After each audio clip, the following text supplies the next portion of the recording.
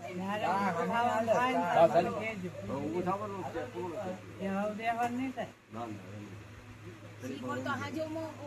ના ના ના ઘરમાં માગી છે ને ઊંધી થઈ જાવ ને એમ. પછી બે આને રાજનગર ની મજાની બસ દવાખાને હા એટલે જ કહું છું.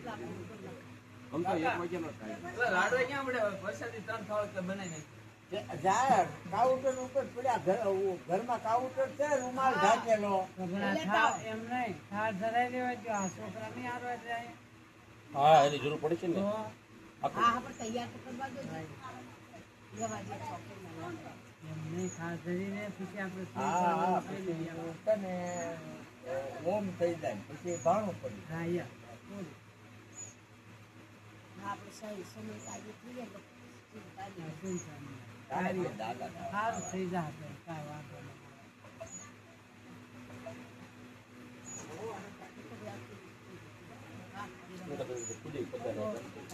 કદાચ યાર જન્મ દિવસ થઈ જાય હાલે તો દાદા બોલ અને દાદા નું આપેલું બોલશે તો હા.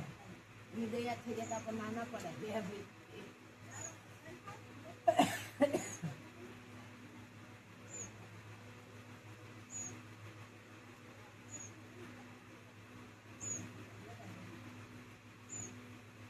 હા પેલા ધરાય હા ખાલી વગડા માટે થાળી મરપા કે થાળી